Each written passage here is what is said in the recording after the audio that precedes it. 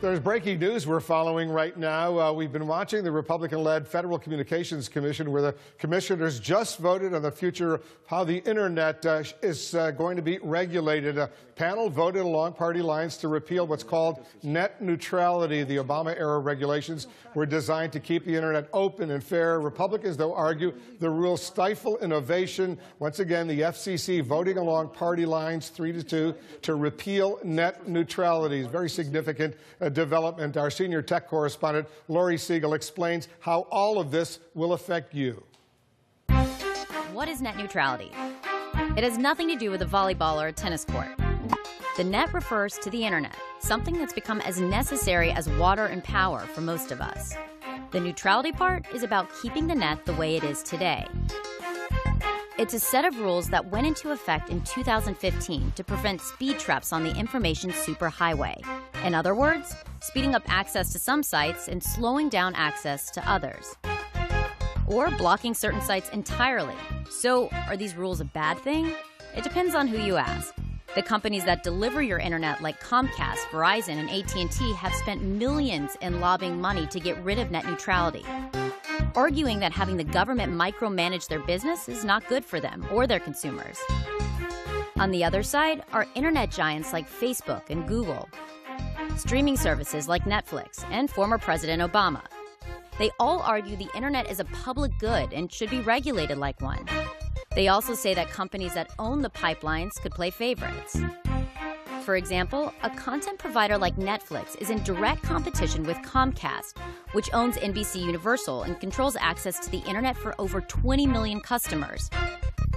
You can imagine a scenario where NBC would want to speed up streams of its shows and slow down streams of its rival, Netflix. Now, Netflix can afford to pay for the fast lane. It's worth more than $70 billion.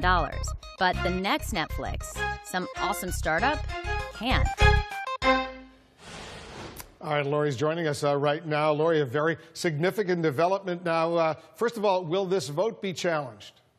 I can say I'm almost positive that it will. There could definitely be legal fallout here because the stakes are simply so high, and you've had so many folks speaking out against this. You know, I cover technology. You look at the tech companies who have been very outspoken about the stakes here. You've had the telecom industry in favor of this. For a long time, they said that the current regulations, get in the way of daily business, that they're stifling innovation, which you heard a little bit about. But you have the tech companies on the other end who say that, this gives internet providers too much power, too much control over the way online content is delivered. It creates a tiered internet. So I think you're definitely going to see that challenge. And we already heard a lot of controversy, Wolf.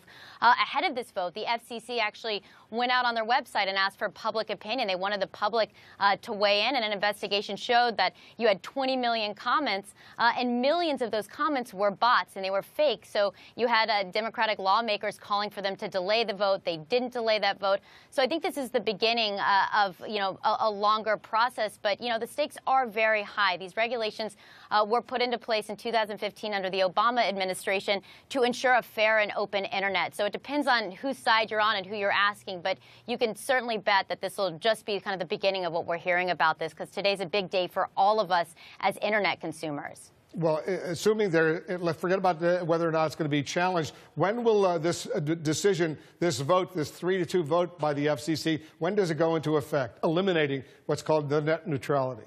I think we'll have to wait to see about the legal challenges, to see, what happens. So I don't think we're going to see anything immediate right now. But net neutrality has always been something that has been tough for some folks to understand, and people don't know too much about it. But why it's important to talk about it is because it really does impact all of us and how we browse the internet. You think about right now, under the current rules, or as they were, the way you watch Amazon, Hulu, all of these streaming services, that could change. You could be charged for one.